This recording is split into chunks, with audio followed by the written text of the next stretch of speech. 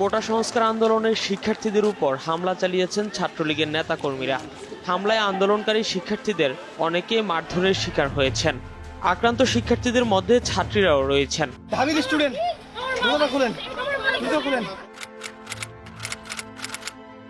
যদি আমি জুলাই 24টা একটু রিকল করার চেষ্টা করি, 17 তারিখ সকালে হচ্ছে আমরা মানে ডিউর স্টুডেন্টরা বিশেষ করে হল থেকে বের হয়ে ভিসি চত্বর গেছিলাম ভিসির পদত্যাগ বা হচ্ছে কোটার আন্দোলনটাকে ব্যাপকভাবে ছড়ানোর জন্য।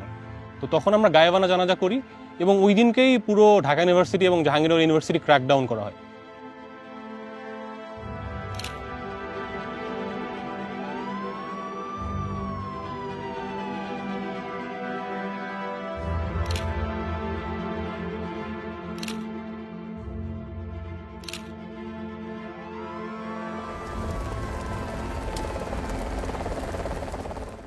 হয়তো এটাই শেষ, মানে কোনো মোমেন্টাম পাচ্ছি না, মানে সবকিছু কেমন নির্জীব লাগছে, কিছু হচ্ছে না, কি হচ্ছে বুঝতে পারছি না। মানে এই আন্দোলনটাও হয়তো নিরাপদ সড়ক আন্দোলনের মতো এইভাবেই থামিয়ে দেওয়া হবে। তো 18 তারিখ সকালবেলা উঠে আমি ফেসবুকে ঢুকে দেখি যে all ice on BRAC university, all ice on Uttara.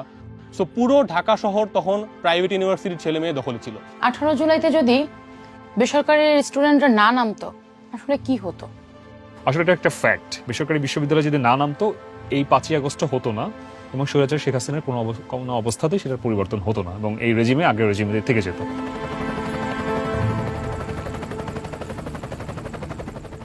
কোটা সংস্কার আন্দোলনের একটা বড় পার্ট ছিল যারা পাবলিক ইউনিভার্সিটিতে পড়ে, যারা হচ্ছে মানে সরকারি চাকরি বা সরকারি চাকরির জন্য পরীক্ষা দিবে বা বিসিএস ক্যাডার হবে বা বিসিএস এর জন্য পরীক্ষা দিবে। প্রাইভেট ইউনিভার্সিটিতে এই রেশিওটা খুবই কম। যখন দেখলাম বাংলাদেশে মানুষ নির্বিচারে এভাবে মারা যাচ্ছে, আমি কিভাবে একটা মানুষ হিসাবে, আমি তো মানুষ, সব কিছুর আগে পড়ে আমি তো মানুষ, আমি কেন ঘরে থাকবো? একজন মানুষ হিসেবে সে যখন বাংলাদেশে জন্মগ্রহণ করে তার কিন্তু এই দেশের প্রতি একটা দায়বদ্ধতা অটোমেটিকলি তৈরি হয়ে যায়।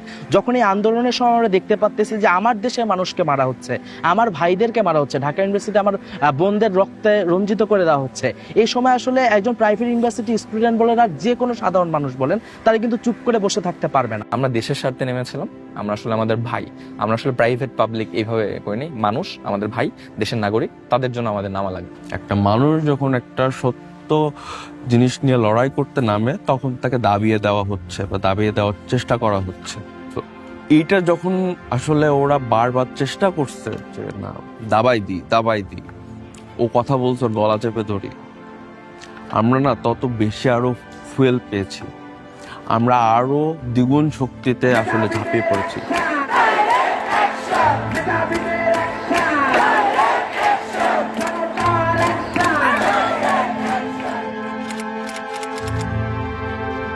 রামপুর ব্রিজেই দেখলাম যে সবকিছু বন্ধ, বাস এগুলো কোনো কিছু চলছে না। আমি হেঁটে হেঁটে ব্র্যাক পর্যন্ত যেতেই জাস্ট অনেকগুলো স্টুডেন্ট জড়ো হয়ে আছে। আমি দাঁড়ানোর সাথে সাথে পর মনে হয় 4টা টিয়ার শেল, চারদিকে একদম থমথমে, এবং সাথে সাথে লাঠিচার্জ শুরু হয়। সামনের দিকে যারা বসেছিল সবাইকে লাঠিচার্জ করে ছত্রভঙ্গ করে দেওয়া হয়।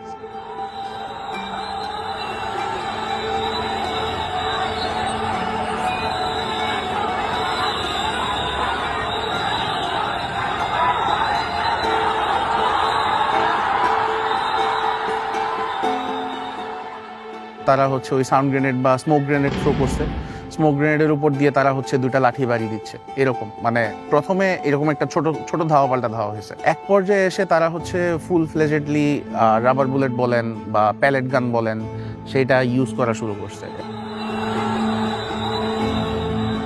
কানাডিয়ান ইউনিভার্সিটি এবং ব্র্যাক ইউনিভার্সিটি কাছাকাছি, সেদিক থেকে পুলিশের ধাওয়া পাল্টা ধাওয়া আসছে এবং তারা অগোচর অকপট এরকম ফায়ার করতে করতে আসছে। পাশে কোনো লোকজন ছিল না, লোকজন দাঁড়াতেই পারবে না, তারা ফায়ার করতেছে।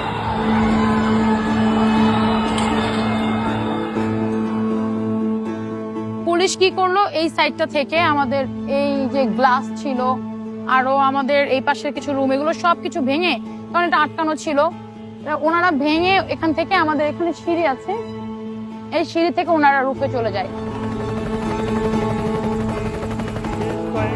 কিন্তু আহত হয়েছেন। আমি এখানে সামনে ছিলাম, গুলি কান্নাকাটি করতেছে, দৌড়াদৌড়ি করতেছে, কে কোথায় যাবে, কারণ কারো কোনো প্রস্তুতি নাই।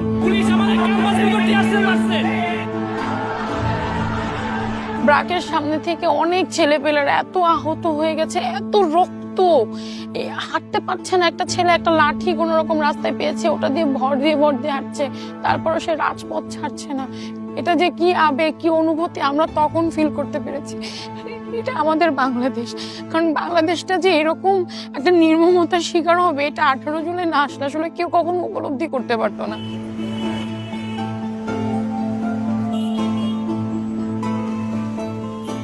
18 জুলাই উত্তরায় রীতিমতো গণহত্যা চলছে।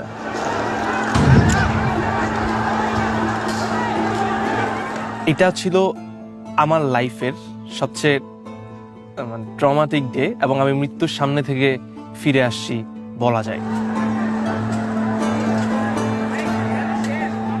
প্রাইভেট ভার্সিটি যারা আছে, নর্দার্ন, আইউবেট, মানারাত, উত্তর ইউনিভার্সিটি, আরও যতগুলো আছে, শান্তা মারিয়াম, ওয়ার্ল্ড ইউনিভার্সিটি, আমরা সবাই উত্তর আজমপুরে আমরা ব্লকেট করি।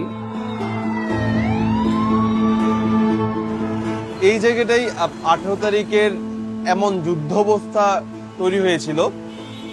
এই পেট্রোল পাম্প যেটা আমরা এখানে পিছনে উত্তর আজমপুর যে পেট্রোল পাম্প, এই পেট্রোল পাম্পের সামনে কিছু টিন ছিল, তো ছেলেপেলে সেই টিনগুলো খুলে শিল্ড হিসেবে ইউজ করতেছিল রাবার বুলেটের এগেইনস্টে। আমরা লাল লাল ব্যারিকেডগুলো নিয়ে সামনে আগাই, আমরা টিন ভাঙি, একজন টিন ধরে থাকে, তার পিছন থেকে আরো কয়েকজন ইট মারতে মারতে আগাচ্ছি। আমাদেরকে দেখে চারপাশ থেকে আমাদের ভাইরা আসছিল, সেই মুহূর্তে পুলিশ আমাকে ফোকাস করে গুলি করে।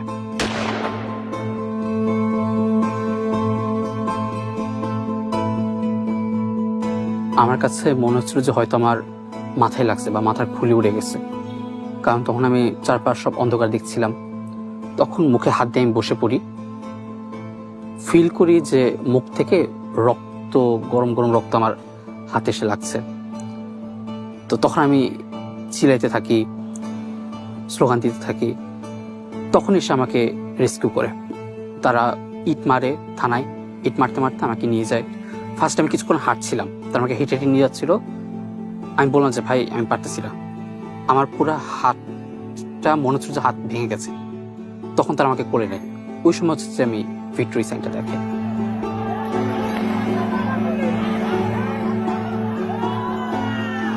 মেডিকেল সেন্টারে যখন হচ্ছে হামলা বেশ মাঝামাঝি পর্যায়ে বারবার আমাদের আক্রমণ করা হচ্ছে, বারবার স্টুডেন্টরা মেডিকেল সেন্টারে এসে ফার্স্ট এইড নিয়ে আবার রাস্তায় নেমে যাচ্ছে। তো আমরা যখন মেডিকেল সেন্টারে ঢুকি তখন আমি দেখতে পাই যে আমার সাথে যে সহযোদ্ধারা আছে সবার পুরো শরীর হচ্ছে ঝাঁঝরা হয়ে গেছে পেটাল বুলেটসে। গোলাগুলির এই খবরের একটু পরে আমরা দেখতে পাই একটা স্ট্রেচার, যেটা হচ্ছে একটা মানুষ শোয়া, এবং তার উপরে যেই ছেলেটার কাঁধে একটা পতাকা ছিল সেই পতাকাটা তার মুখের উপর দেওয়া। তো হুট করে ফোন আসলো যে ব্র্যাকের ভিতরে নাকি লাশ ঢুকছে। ব্র্যাকের অথরিটি বললো, আমি বললাম যে আমি তো দেখি নাই। তখন বললো তুমি মেডিকেল সেন্টারের সামনে যাও। যখন মেডিকেল সেন্টারের সামনে গেলাম তখন দেখলাম একটা নিথর দেহ পড়ে আছে এবং তার উপরে বাংলাদেশের পতাকা দেওয়া। তখন আমি বুঝে গেছি ওটা জিল্লুর রহমানের লাশ।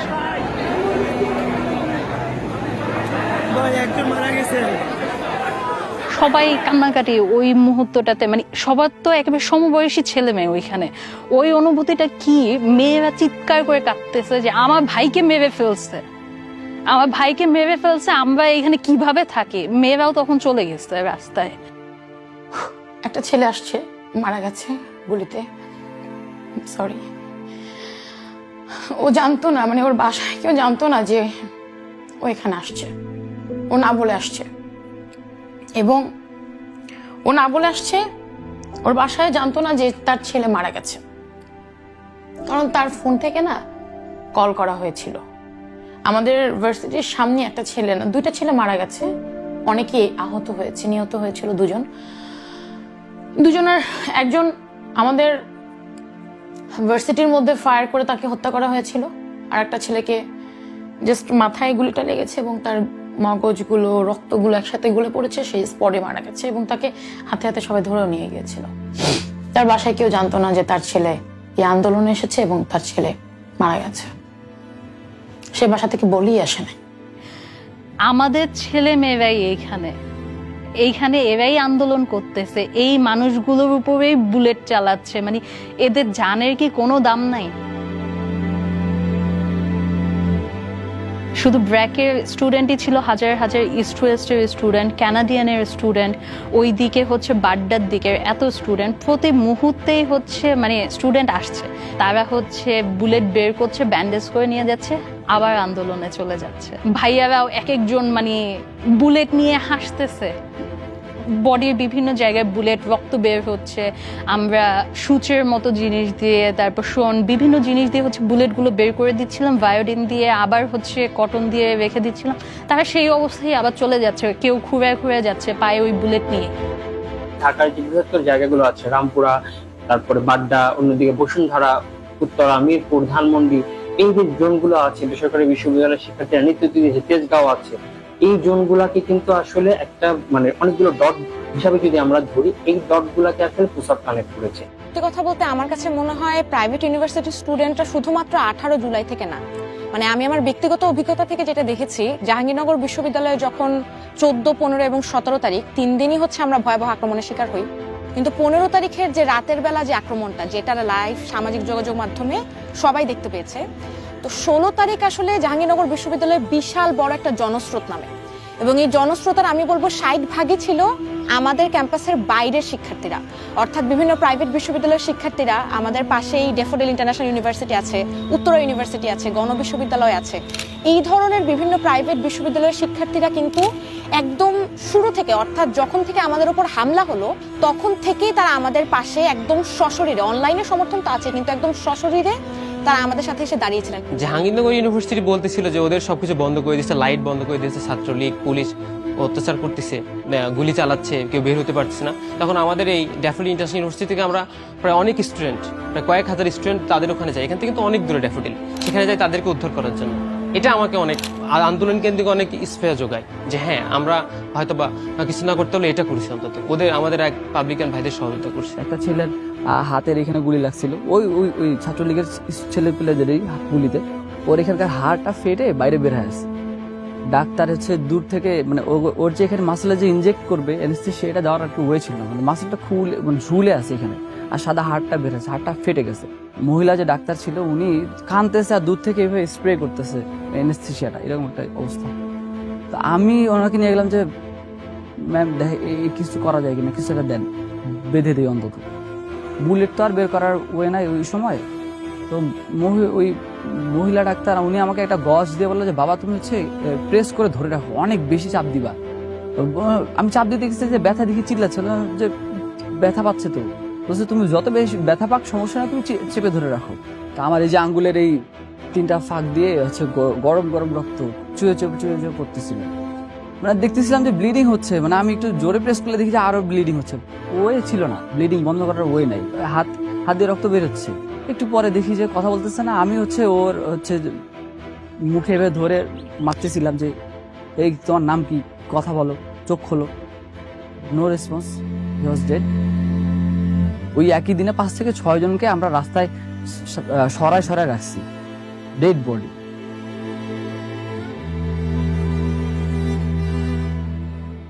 আমরা যখন 18 তারিখ আন্দোলন শেষ করে বাসায় ফিরি, বাসায় গিয়ে দেখি যে মানে পুরোপুরি ইন্টারনেট শাটডাউন হয়ে যাচ্ছে ধীরে ধীরে। তখন হচ্ছে মোবাইল কানেকশনও মানে ডাটা কানেকশনও চলে যাচ্ছে, এবং বাসায় যে ওয়াইফাই লাইন ছিল সেটাও চলে যাচ্ছে। একটা বড় ব্যাপার হচ্ছে আপনি দেখবেন কিনা প্রাইভেট ইউনিভার্সিটির ছেলেরা কখনোই মানে কি বলবো যে ডিসকানেক্টেড ছিল না। এটা রিজন হচ্ছে যখন অনলাইন বন্ধ তখন আমরা কয়েকটা আইপি অ্যাড্রেস পাইতাম আমাদের এখানে, যে এই আইপি অ্যাড্রেসে ঢুকেন আমরা সবগুলো ফুটেজ দেখতে পাই কে কোন, এবং আমরা চ্যাট করতাম আইপিতে, কারণ তখন জাস্ট ওয়াইফাইটা মানে বন্ধ ছিল। বাট এই যে আইপি যেরকম আমরা যেরকম এফটিপি সার্ভার গুলো ইউজ করি, এরকম সার্ভার ইউজ করতাম। আমরা কন্টিনিউয়াস মানুষকে ফোন দিতাম দেশে, এবং সেখান থেকে আমরা বিভিন্ন অ্যাপস এর মাধ্যমে স্কাইপ, ইওলা এই টাইপের অ্যাপসগুলোর মাধ্যমে আমরা ফোন দিতাম, এবং হচ্ছে নর্মাল নেটওয়ার্কে ফোন দিতাম, ইন্টারনেট যেহেতু ছিল না। সেখান থেকে ইনফরমেশন যা পেতাম সাথে সাথে আমরা এটার আপডেটটা দিতাম। এভারকেয়ার হসপিটালে আমি যখন যেতাম ওইখানে অনেকে দেখা যেত যে বিভিন্ন সময় আমি যারা আহত ছিল তাদেরকে নিয়ে যখন যেতাম, দেশের বাইরে থেকে তাদের আত্মীয় স্বজনকে দেখতে আসতো। এদের সাথে একটু সম্পর্ক স্থাপন করে এদের কাছে একটা পেন ড্রাইভ দিয়ে আমি আমার যত ভিডিও করা ছিল সবগুলো আমি দিয়ে দিতাম। এই কাজটা আমি করতাম সবসময়। আমি 5 জনকে ফোন দিচ্ছি এবং এই 5 জনকে ব্রিফ করছি যে আপনি আরো 5 জনকে ব্রিফ করবেন। মানে এইভাবে আসলে একটা ইন্টার কানেকশনের মাধ্যমে আমরা সবগুলো ডিপার্টমেন্ট সবগুলো যারা আছে আর কি সবাইকে কানেক্ট করেছিলাম। তো এরপরে আমরা হচ্ছে মানে ট্রাই করতেছি বিভিন্ন ইউনিভার্সিটির গ্রুপগুলাতে খুঁজতেছি যে এই গ্রুপগুলোতে কারা বেশি পোস্ট দিচ্ছে, এদের সাথে যদি আমরা কানেক্ট করতে পারি তাহলে হচ্ছে ওই ইউনিভার্সিটিটাকে আমাদের সাথে পাবো। এবং গ্রুপগুলোর মজা হচ্ছে কিছু সাংকেতিক নাম দিতাম, যে খেলার মাঠ, ময়দান, এই টাইপের লেখা দিতাম, যাতে করে আমরা জানতাম তো পুলিশ তখন চেক করতে পারে এবং চেক করে যাতে কোনো কিছু না পায় ওরকম ভাবে। সো ওই গ্রুপগুলোর মাধ্যমে সবসময় তথ্য জানিয়ে দিতাম।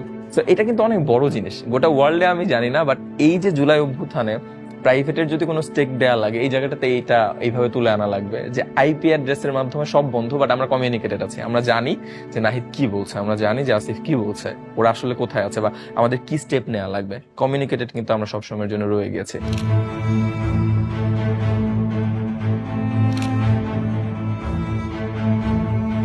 তোমার মনে আছে আমি যখন রাতে হলে ফিরি এবং আমার হলে থাকা এক বন্ধুকে আমি জিজ্ঞেস করছিলাম যে আজকে সারাদিনের কি আপডেট, মানে ও কাঁদতে কাঁদতে আমাকে সবগুলো ফুটেজ দেখালো যে ব্র্যাক বিশ্ববিদ্যালয়ে কিভাবে হচ্ছে পুলিশ ঢুকে গুলি করছে, কিভাবে হচ্ছে হেলিকপ্টারে করে নিয়ে যেতে হচ্ছে।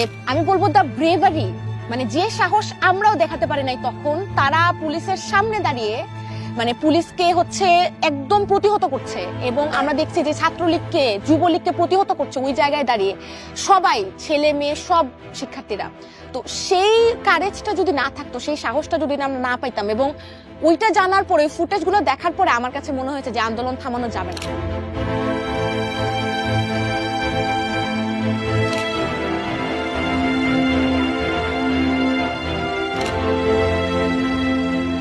আপনি যদি বলেন আমার তো কোনো স্বার্থ ছিল না, আমাকে কেউ টাকা পয়সা দেয়নি, আমি অট্টালিকা করব না, আমার বাবা মা আমাকে পড়িয়েছে তাদের কষ্ট অর্জিত টাকা দিয়ে, আমি খেয়েছি, পড়েছি, ঘুমাইছি, আড্ডা দিয়েছি, এর বাহিরে তো আমার আর কোনো কাজ ছিল না। পুরোটাই হচ্ছে একদম গ্রাসরুট লেভেলের আন্দোলন। সবাই নিজের জায়গা থেকে নিজের তাগিদে নিয়ে এসেছে, কোনো ব্যক্তির ডাকে বা কোনো নেতার ডাকে বা কারো ব্যক্তির স্বার্থ এখানে আসলে ছিল না যখন আমরা আন্দোলনে নেমেছি।